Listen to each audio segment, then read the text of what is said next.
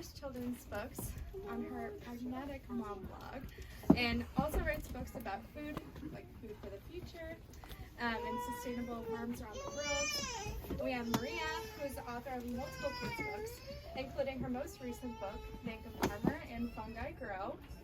And then we have Nancy, who also writes children's books about the planet around us, including the worlds that feed us and the farms that feed us. These books are all so wonderful, and we're so appreciative to have these authors here today with us and share their stories. And yeah, however you guys would like to start.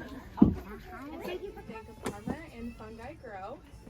And then we have Nancy, who also writes children's books about the planet around us, including the worlds that feed us and the farms that feed us. These books are all so wonderful, and we're so appreciative to have these authors here today with us and share their stories. And yeah, however you guys would like to start.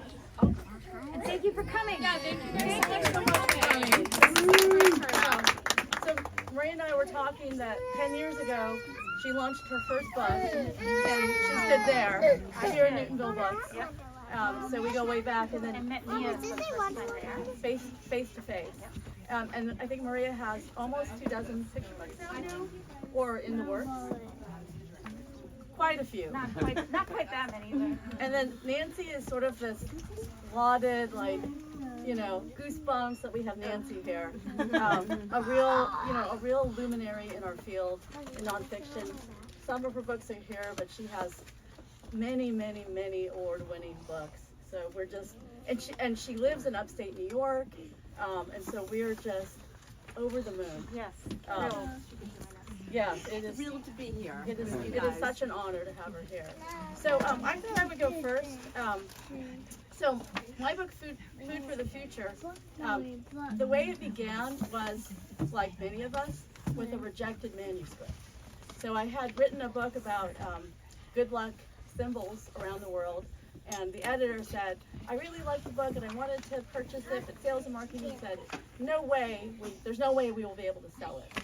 So she said, why don't you come and meet, over Zoom, and let's see if we can use the same idea, which is 2 lines that are rhyming and information in the back, and just have a different topic. And so I knew the publisher's local is Barefoot Books, and I, as a blogger, I had been covering their books forever, and I knew they cared about sustainability. So I threw out sustainable farms. And right before I said that, I was like, oh my God, am I going to be able to write this book? So, I'm just only sharing a few spreads because there's a bunch of us. So it starts with, can we feed the food without pollution? Sustainable farms are one solution. We can go back to old ways or try something new. Let's take care of our earth for me and for you. And so the minute I said that, I was like, oh my God, can I actually write this book?